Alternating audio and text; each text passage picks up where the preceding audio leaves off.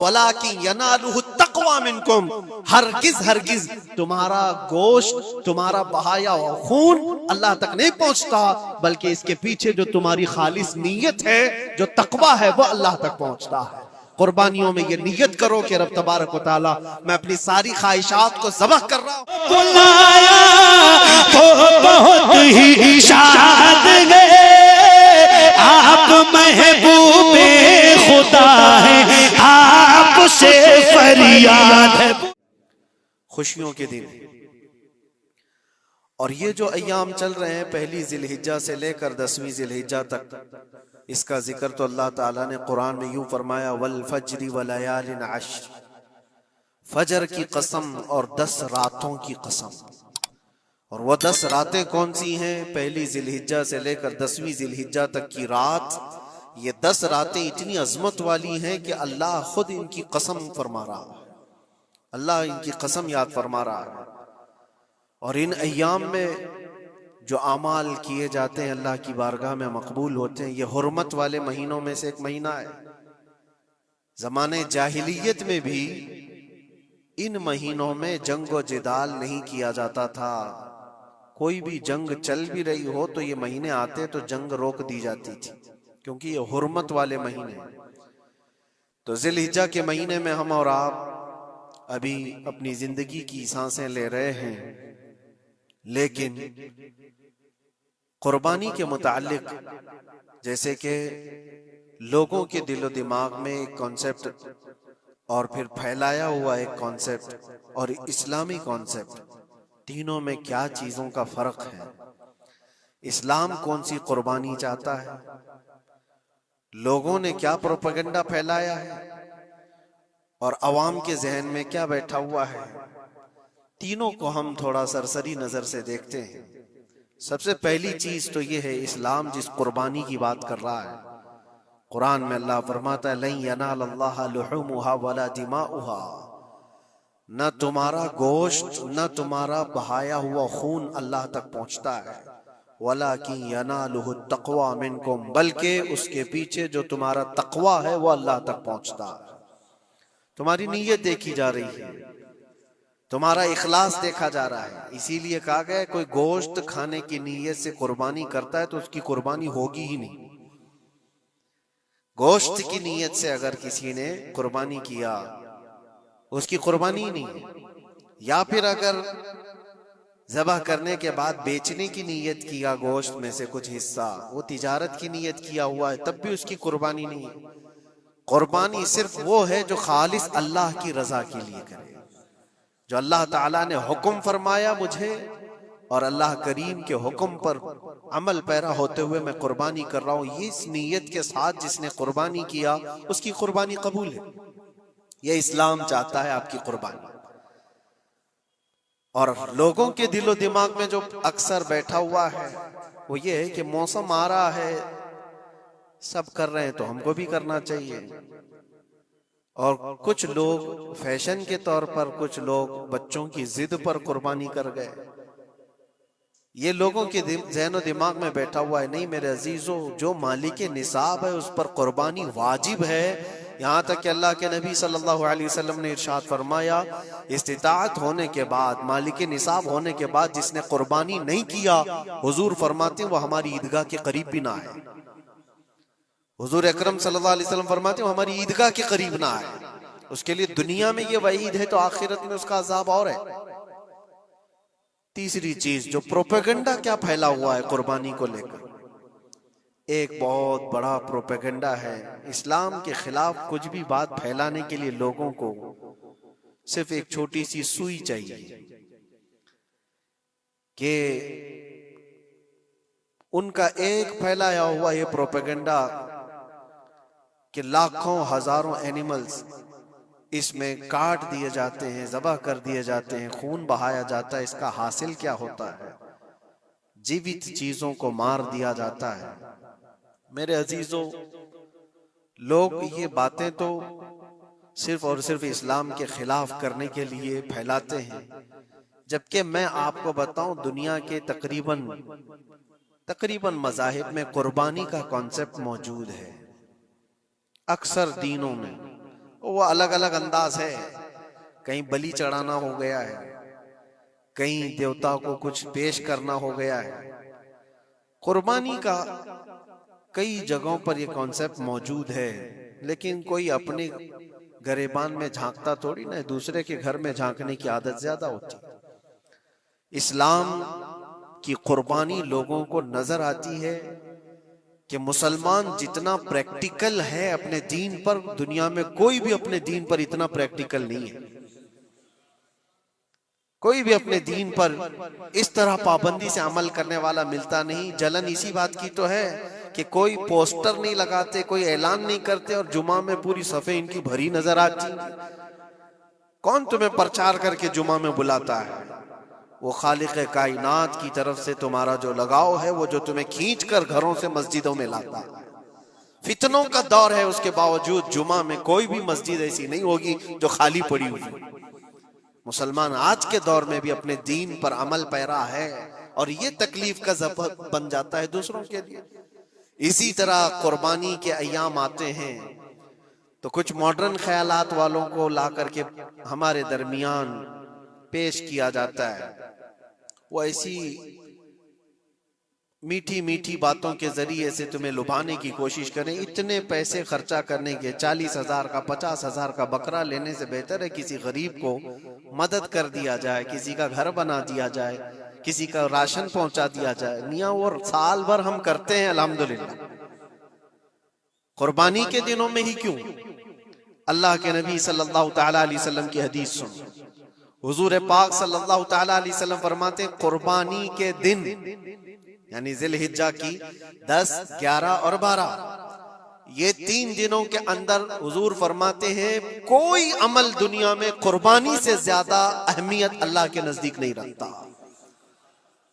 कोई अमल अल्लाह को इससे ज्यादा प्यारा नहीं है कुर्बानी। और एक बात मैं आपको बताऊं, लोग हमें जालिम की शक्ल में पेश करते हैं कि काट देते हैं, ज़बा कर देते हैं। हम अपनी मर्जी से अगर काटें, अपनी ख्वाहिश के लिए काटें तो हराम है, और जिसने खुद जान डाला है उसके हुक्म पर काटे तो ये हराम नहीं है, ये उसके हुक्म की फरमाबरदारी है। एक बात याद रखो, जानवर तो ये बकरा हो, भैंस हो, ऊंट हो, जिनकी कुर्बानियां होती हैं, ये अलग। जो मछली खाते हैं उसमें भी अगर कोई इंटरटेनमेंट के लिए शिकार करता है कि अपनी तफरीह कल्ब के लिए, तो उस मछली का शिकार करना भी हराम है। हाँ, खाने की नीयत है, तिजारत की नीयत है, तो मकसद के तहत अगर मछली पकड़ रहा है तो उसके लिए जायज है।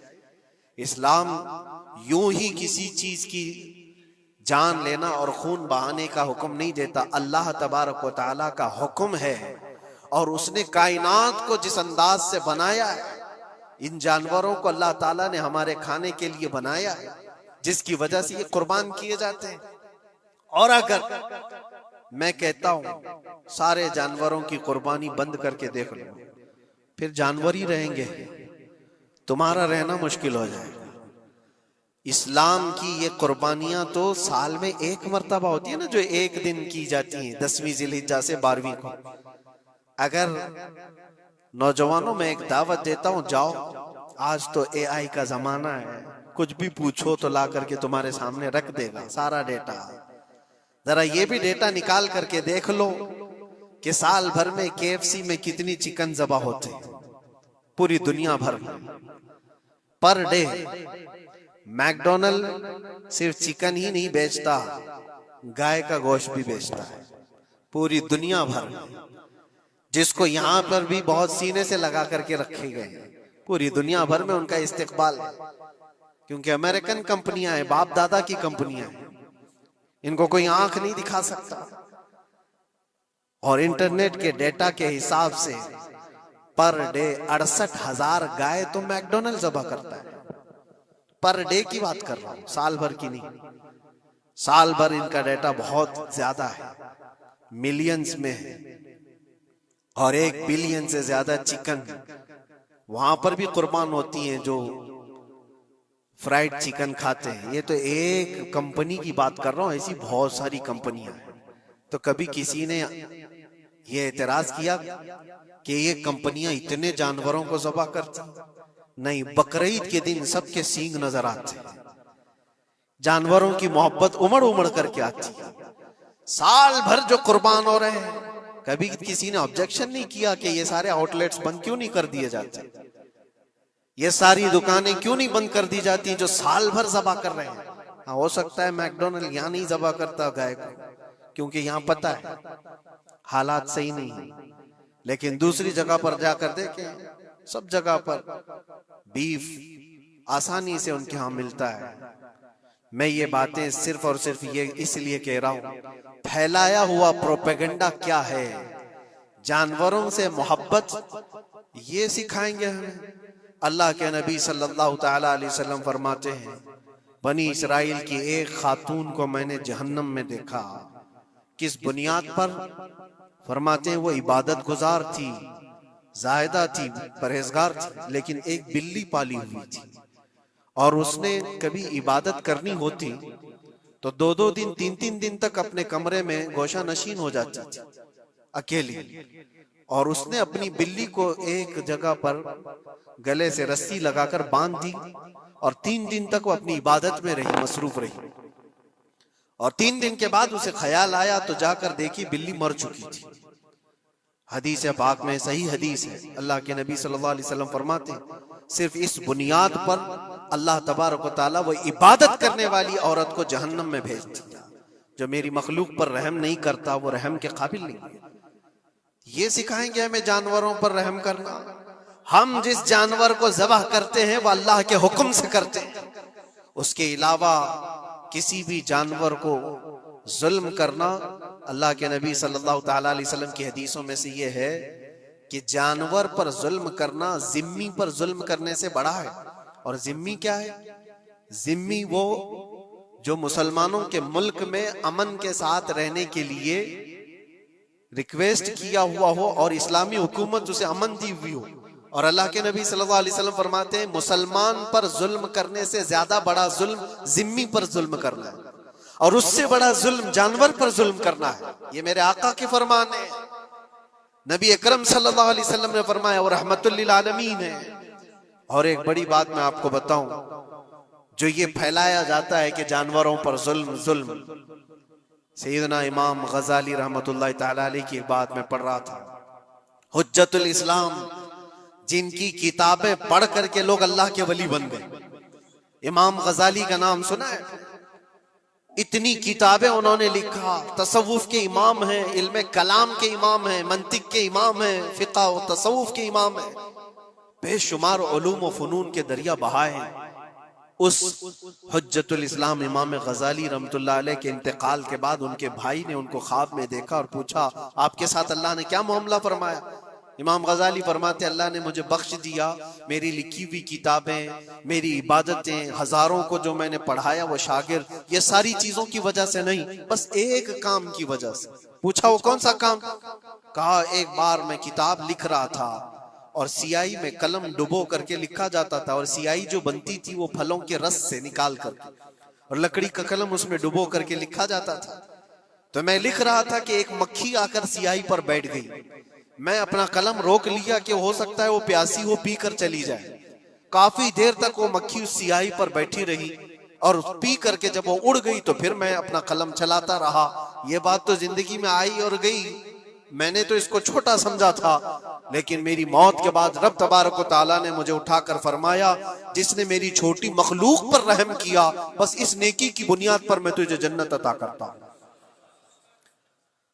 एक जानवर पर रहम करने की बुनियाद पर, एक जानवर पर रहम करने की बुनियाद पर। और हदीस पाक में, सही हदीस पाक में ये भी है, एक तवाइफ थी जिसने मरते हुए कुत्ते को बचाया था पानी पिलाकर, और उस बुनियाद पर उसकी बख्शिश हो गई। तवाइफ थी और रहम किया जानवर पर तो उसकी बख्शिश हो गई। मैं इस्लाम की वो चीजें तुम्हें बता रहा हूं जो दुनिया तुम्हारे सामने ये चीजें लाने से आजीज है और कासिर है। यहां तक कि अल्लाह के नबी सल्लल्लाहु ताला अलैहि वसल्लम ने फरमाया, जानवर पर अगर तुमने जुल्म किया है तो जिस तरह से जुल्म करोगे क़यामत के दिन ये अपने सींगों के साथ, अपने खुरों के साथ उठेगा और उसी तरह से उसका बदला भी दिलाया जाएगा। वो तुम्हें मारेगा क़यामत के दिन और बदला लेगा। ये भी हदीस पाक में है। जानवर पर हमें उसके चेहरे पर मारने का हुक्म नहीं है, उसको उसकी ताकत से ज्यादा बोझ डालने का हुक्म नहीं है। अल्लाह के नबी सल्लल्लाहु ताला अलैहि वसल्लम के पास एक सहाबी आए, ऊंट पालते थे। कहा एक ऊंट बहुत सरकश हो गया है, और जब ऊंट सरकश हो जाता है ना, किसी की खोपड़ी खींच लेता है। हाँ, वो उसी वक्त सर को पकड़ लिया तो आदमी वहीं खत्म हो जाए। वो किसी के काबू में नहीं आ रहा था, हुजूर के पास आया है। रसूल पाक सल्लल्लाहु अलैहि वसल्लम ने फरमाया चलो मैं चलता हूँ, देखता हूँ। सहाबा कहते हैं हुजूर जब चलने लगे तो हमें खौफ हुआ, डर हुआ कि ये ऊंट बिदक गया है, सरकश है, कहीं कुछ नुकसान ना पहुंचाए। और तन्हा मेरे मुस्तफा सल्लल्लाहु अलैहि वसल्लम आगे बढ़ते चले गए। सहाबा कहते हैं हमें डर लग रहा था, लेकिन मेरे अजीजों वो रहमतुल लिल आलमीन है, सबकी रहमत बनकर आए। नबी पाक सल्लल्लाहु ताला अलैहि वसल्लम जब करीब गए तो ऊंट कोई सरकशी नहीं किया, कुछ नहीं। हुजूर पाक सल्लल्लाहु ताला अलैहि वसल्लम के चेहरे के पास अपना मुंह करता है और अपनी जुबान को चपड़ चपड़ चपड़ करते हुए अपनी जुबान हिला रहा है।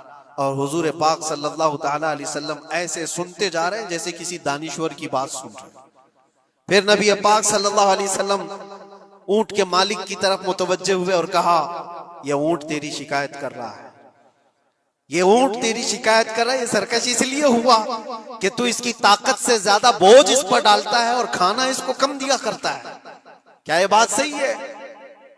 वो जो बद्दू थे, जो ऊंट के मालिक थे, उन्होंने चेहरा झुका लिया और कहा वादा करता हूं हुजूर पाक सल्लल्लाहु अलैहि वसल्लम से कि उससे ज्यादा, उसकी ताकत से ज्यादा बोझ नहीं डालूंगा और उसका चारा, उसके खाने का इंतजाम रोजाना किया करूंगा। नबी पाक सल्लल्लाहु अलैहि वसल्लम ने उस ऊंट की रस्सी पकड़ी और मालिक को दे दिया। फिर वो ऊंट उसी तरह ताबेदार होकर निकल पड़ा।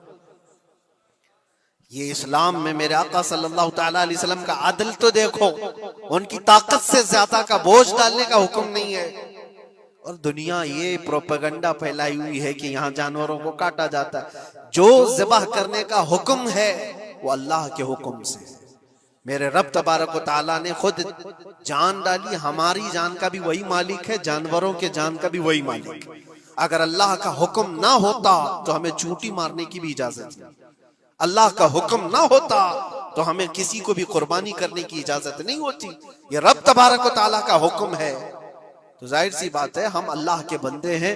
रब तबारक व तआला जानवरों की कुर्बानी का हुक्म दिया, इसलिए हर साल बकरीद में मुसलमान कुर्बानी करते हैं। अगर अल्लाह चाहे तो अपने बेटों की कुर्बानी का भी हुक्म दे दे, और दिया है रब तआला ने, और वो भी करके दिखाया सैयदना इब्राहिम अलैहिस्सलाम। अल्लाह तबारक व तआला अगर हुक्म दे तो क्या तुम ऐसे मुसलमान नहीं हो? मुसलमान का मतलब होता है सर झुकाने वाला अल्लाह के हुक्म के आगे। ये नहीं पूछेगा कि क्यों है और कैसे है। मुस्लिम कहते हैं अपना सर झुका दिया अल्लाह की बारगाह में, उसके हुक्म के आगे। अल्लाह तबारक व तआला हमारी जानों का मालिक है।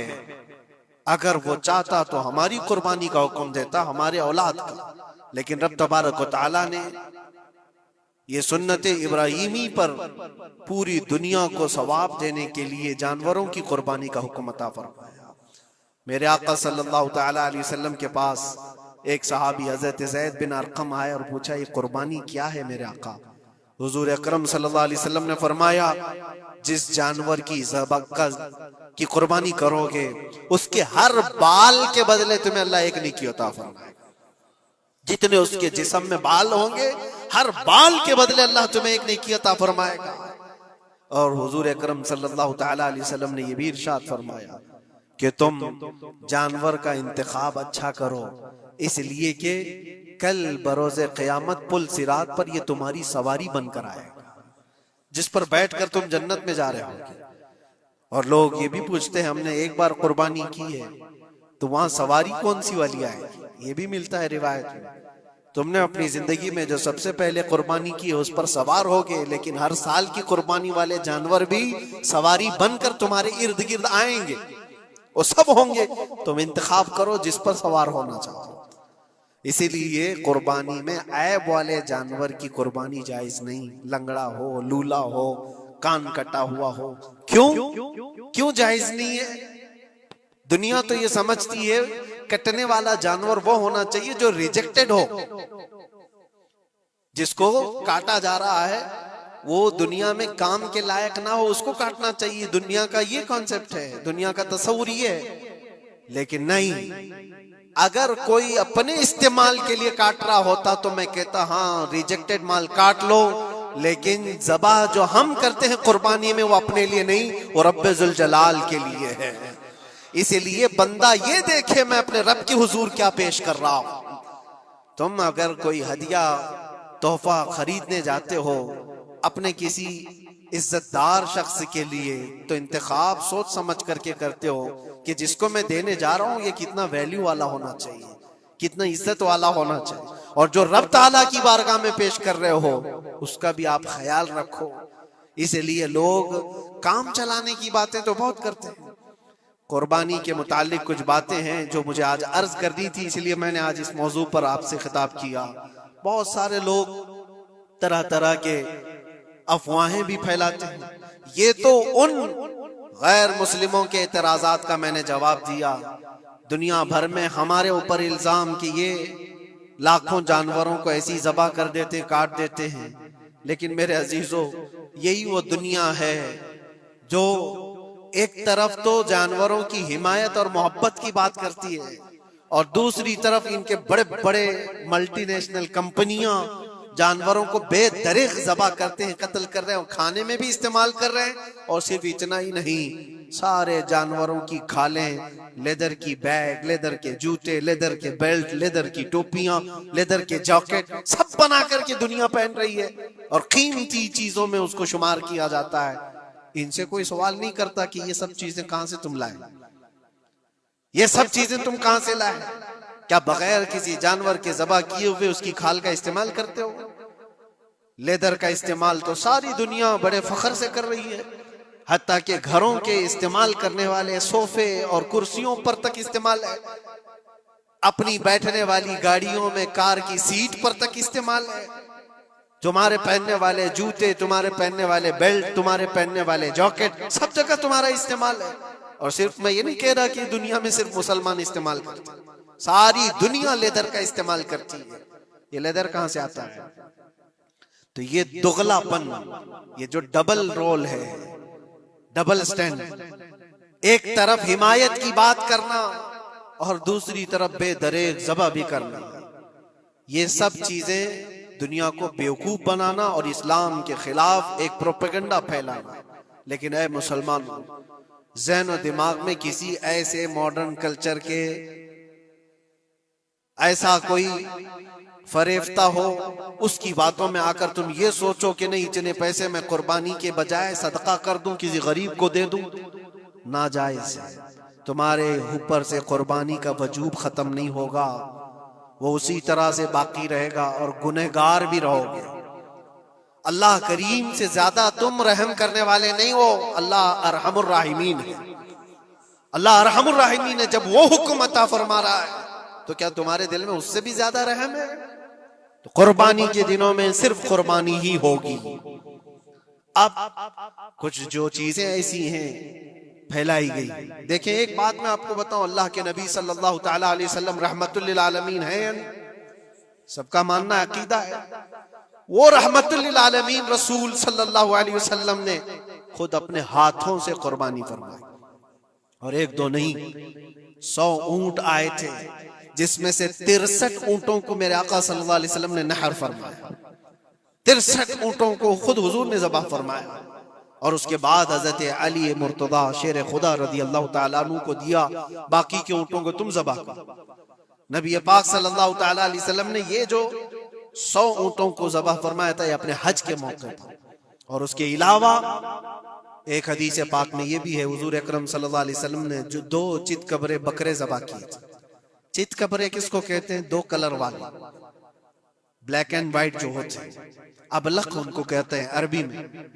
2 मेंढे ज़बह फरमाए, एक नबी पाक सल्लल्लाहु ताला अलैहि वसल्लम ने अपनी जानिब से कुर्बान फरमाया और दूसरा पूरी उम्मत की तरफ से कुर्बान फरमाया। ये रसूल पाक सल्लल्लाहु ताला अलैहि वसल्लम के, इसीलिए तो मैं अर्ज करता हूं मेरे अजीजों, हमारे इमाम ने सच कहा, जो न भूला हम गरीबों को रजा, याद उसकी अपनी आदत कीजिए। कुर्बानी साल में 1 मर्तबा हो रही है, रसूल पाक सल्लल्लाहु ताला अलैहि वसल्लम कुर्बान कर देते अपने नाम से, वो तो किया ही, लेकिन कयामत तक आने वाली अपनी उम्मत की तरफ से भी खुद अपने हाथ से कुर्बानी फरमाए। आज उम्मत ये पूछती है मेरे अजीजों, कुर्बानी के लिए 1400 साल पहले तुम्हारे रसूल ने तुम्हारी जानिब से कुर्बानी की, और अल्लाह ने जिसको इस्तिताअत दी, जिसको ताकत दी, मैं ये चाहता हूं कि तुम्हारे ऊपर जो कुर्बानी वाजिब है अपनी कुर्बानी करो, साथ में एक और कुर्बानी मेरे मुस्तफा की तरफ से करो, हुजूर अकरम सल्लल्लाहु अलैहि वसल्लम की तरफ, जबकि उनके एहसान का बदला पूरी उम्मत नहीं अदा कर सकती, लेकिन हम हदिये तशक्कुर के तौर पर अपनी तरफ से पेश कर सकते हैं। और कुछ लोगों ने यह समझ रखा है, एक बकरा लेकर के आते हैं पूरे घर वालों की तरफ से कुर्बानी, एक बकरा पूरे घर वालों की तरफ से कुर्बानी। मेरे अजीजों, बकरा एक आदमी की तरफ से ही कुर्बान होगा जो मालिक के निसाब है। घर में अगर 4 लोग मालिक के निसाब है तो चारों पर कुर्बानी है, शोहर पर भी, बीवी पर भी, बेटे पर भी, जो जो मालिक के निसाब है। मालिक के निसाब का मतलब क्या है आप जानते हैं? जिसके पास 52.5 तोला चांदी या 7.5 तोला सोना या उसके बराबर की कीमत हो, दोनों में से किसी एक के बराबर की कीमत हो। इस जमाने में आप कैलकुलेट कर लो 52.5 तोला चांदी की कीमत क्या हो सकती है। उतनी अगर तुम्हारे पास रकम है, उतनी मालियत है तुम्हारे पास, तो तुम मालिक के निसाब हो और तुम्हारे ऊपर कुर्बानी वाजिब है। कुर्बानी तुम्हारे ऊपर वाजिब है, और कुर्बानी वाजिब होने के लिए साल भर पैसे होना जरूरी नहीं, कुर्बानी के दिनों में अगर वो मालिक के निसाब हुआ तब भी उस पर वाजिब है। ज़कात का हुक्म अलग है, कुर्बानी का हुक्म अलग है। और पूरे घर की तरफ से एक बकरा कुर्बान किया तो किसी का भी नहीं हुआ। अगर 4 लोग घर में रहते थे और चारों की तरफ से एक बकरा ज़बा किया और चारों का नाम लिया गया है तो किसी के नाम से कुर्बानी नहीं हुई, क्योंकि पर्टिकुलर एक ही की तरफ से कुर्बानी हो सकती है।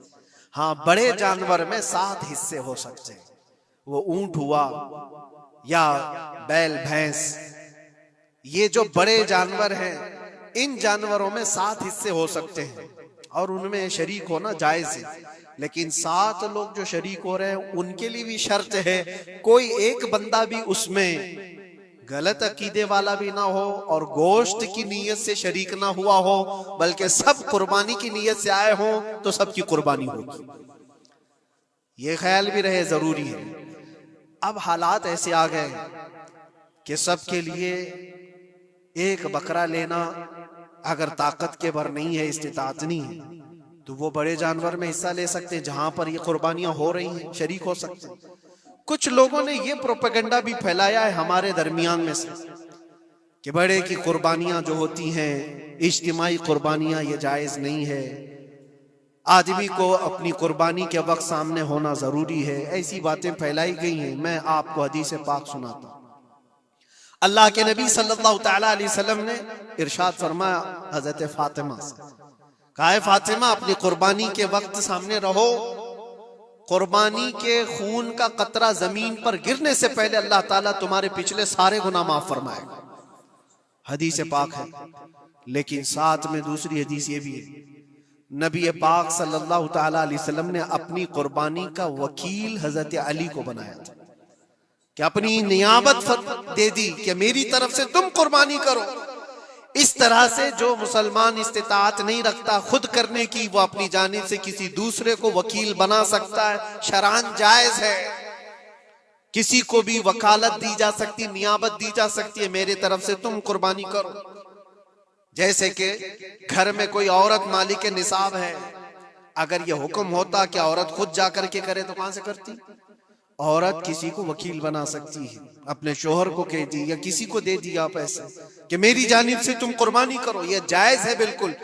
जिन लोगों ने यह प्रोपेगेंडा फैलाया है हमारे दरमियान में कि कुर्बानियां नहीं होती, वो जाहिल लोग हैं, पढ़े लिखे लोग नहीं। शरई मसाइल को जाने बगैर इस तरह की बातें अवामुल नास में, अवामुल मुस्लिमीन में फैलाना ये गुनाह है।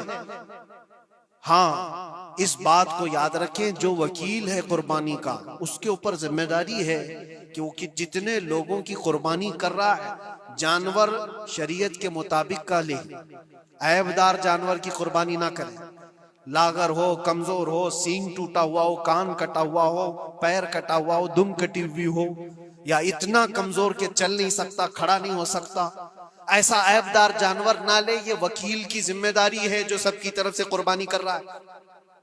और दूसरी चीज, ऐब किसको कहते हैं? ऐब किसको? कान में अगर सुराख है तो वो मकरू है, लेकिन कुर्बानी है उसकी।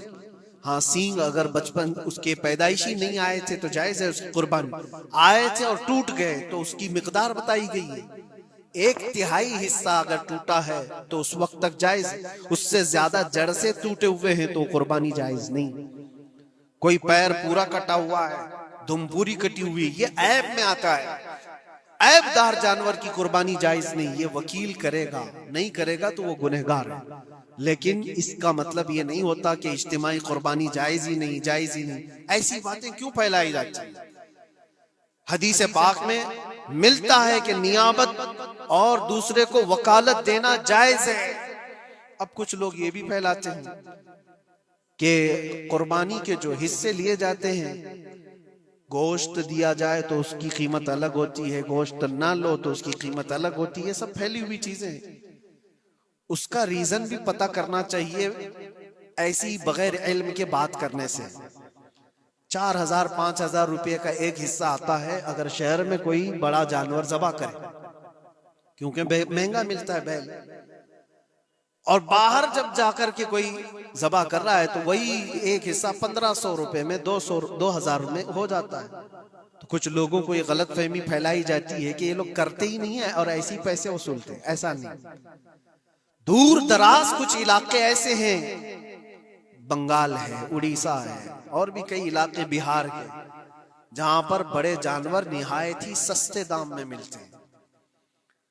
बल्कि वहां पर जानवरों की कीमत सिर्फ 5,000, 6,000 और 10,000 के नीचे होती है, बड़े जानवरों की, जो हमने देखे हैं। वहां जाकर कुछ तंजीमें कुर्बानी करती हैं। अगर वो सही तरीके से शरीयत के मुताबिक जानवर लेकर के कर रहे हैं तो कोई हर्ज नहीं। चाहे वो 200 रुपए हिस्से में भी करता हो, कोई हर्ज नहीं। कीमत मैटर नहीं करती, जानवर मैटर करता है। कीमत चाहे जितनी भी हो रही हो। इस चीज को आज वजाहत करना जरूरी था, इसलिए मैंने आपके सामने बयान किया। गलत फहमियों में ना फैले, गलत फहमियां ना फैलाएं, खुद भी बचे। हाँ, अफजल क्या है? अफजल तो ये है कि अल्लाह ने तुम पर वाजिब किया, तुम जाओ अपने हाथ से करो, तुम जाओ। क्योंकि हदीस पाक में मिलता है कि तुम अपने हाथ से कुर्बानी करो अगर ताकत रखते हो। उसके खून का कतरा गिरने से पहले तुम्हारे पिछले सारे गुनाह अल्लाह माफ फरमाए। यह अफजल है। ये सारी बातें थी जो ईद कुर्बान से रिलेटेड थी। अल्लाह करीम हम सबको उसकी रजा के लिए कुर्बानी करने की तौफीक अता फरमाए। लेकिन साथ में एक बात ये भी याद रखें, जब बंदा कुर्बान कर रहा होता है तो उसके अंदर ये नीयत भी हो। जैसे सैयदना इब्राहीम अलैहिस्सलातु तस्लीम को अल्लाह ताला ने क्या फरमाया था? 4 परिंदे लो, उनको ज़बह करो, उनके सर अपने पास रखो, उनका कीमा बनाकर 4 पहाड़ों पर रखाओ और फिर उन परिंदों का नाम लेकर के बुलाओ, वो जिंदा होकर के आ जाएंगे। क्योंकि इब्राहीम अलैहिस्सलाम ने अल्लाह से पूछा था कि अल्लाह तुम मरने के बाद लोगों को जिंदा कैसे करता है, मैं देखना चाहता हूँ। तो रब ताला उनको प्रैक्टिकल दिखाना चाह रहा था कि जाओ ठीक है, ज़बह करो 4 परिंदे और उनका कीमा बना दो, सर उनके अपने पास रख लेना और उनका कीमा 4 पहाड़ों पर रख कर आओ और फिर आकर उन सरों के पास खड़े होकर उन परिंदों के नाम लेकर बुलाओ, आ जाएंगे। इब्राहीम अलैहिस्सलाम ने इसी किया। 4 परिंदे लिए थे। क्या क्या लिए थे आपको मैं बताऊं। एक मुर्गा था, एक कौवा था, एक कबूतर था और एक मोर था। परिंदों के नाम याद रख लें। कौवा है, मुर्गा है, कबूतर है और मोर है। चारों को ज़बह किया, उनके सर अपने पास रखे और जिस्म के सब कीमा बना दिया और 4 जगह पर मिक्स करके उनको रखा है। फिर आकर यहाँ खड़े हुए और पुकारा उन परिंदों का नाम लेकर, अल्लाह के हुक्म से आ जाओ। वो कीमा हवा में उड़ा, जिस्म बना और वैसी बगैर सर के उड़ता हुआ आया और अपने अपने सर से जुड़ करके वो जिंदा परिंदा हो गया। कुरान पाक में ये है मौजूद।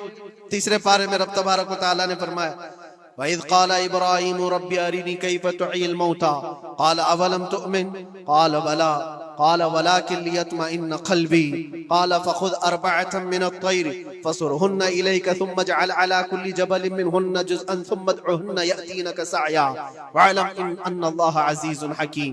ये अल्लाह तबारक तआला ने पूरा कुरान में फरमाया कि इब्राहिम अलैहिस्सलाम ने ये जो किया। अब सुनिए, सब सनाबिल शरीफ में मीर अब्दुल वाहिद बिलगरामी रहमतुल्लाह अलैह लिखते हैं कि 4 परिंदों का जो इंतखाब हुआ था ना, 4 परिंदे जो चुने गए थे, कौन से थे? कौवा, मुर्गा, कबूतर, मोर। असल में जो है इनकी हर एक की एक खासियत है। कौवा लालची बहुत होता है, कौवा लालची बहुत होता है। मुर्गा, उसके अंदर शहवत बहुत ज्यादा है, औरत की ख्वाहिश। मुर्गे के अंदर ख्वाहिश शहवत ज्यादा होती है। और कबूतर के अंदर दोस्ती करने की आदत ज्यादा होती है, जल्दी दोस्ती करता है। और मोर के अंदर दिखावे की आदत ज्यादा होती है, अपनी खूबसूरती का इजहार बार बार करता है। तो ये 4 चीजें उनके अंदर है, ये 4 परिंदों के अंदर। सूफिया इकराम फरमाते हैं, दर हकीकत आपको हुक्म था इन जानवरों को ज़बा का नहीं था। कौवे की लालच को ज़बा करो, मुर्गे की शहवत को ज़बा करो, और बिना वजह के कबूतर की जो दोस्ती है हर आयरे गैरे से, इस दोस्ती के कद को कता करो, और मोर के दिखावे की आदत को ज़बा करो। ये 4 बुरी आदतों को ज़बा करो तो अल्लाह की कुदरत के मुशाहिदे देखने मिलेंगे। दर हकीकत वहां पर सूफिया इकराम में फरमाते हैं, और यही बात है कि शैतान को जब कंकरियां मारने के लिए हुज्जात जाते हैं, वो तो एक पिल्लर है जिसको कंकरियां मारते हैं। वहां एक पिल्लर है, उस पिल्लर को कंकरियां मार करके आते हैं। लेकिन मेरे अजीजों, तसव्वुर ये होनी चाहिए, जिंदगी भर जो शैतान मुझे बहकाता है, मैं उसको कंकरियां मार रहा हूं। अगर तुम्हारी नीयत साले हुई और कंकरी लग गई तो यकीनन जिंदगी भर शैतान की शरारतों से महफूज हो जाओ। तुमने अपने शैतान को जख्मी कर दिया, इसीलिए जिसका हज कबूल हो जाता है उसकी कंकरी वहां से उठा ली जाती। वरना तो 40 लाख लोग 70-70 कंकरियां मार करके आए तो पहाड़ बन जाना चाहिए, लेकिन कोई पहाड़ नहीं होता वहां कंकरियों का। जाकर देखे, ना ही उसको उठाया जा रहा है। लेकिन हदीस पाक में जिस हाजी का हज कबूल होता है उसकी कंकरियां उठा ली जाती है। वो शैतान को लग चुकी है।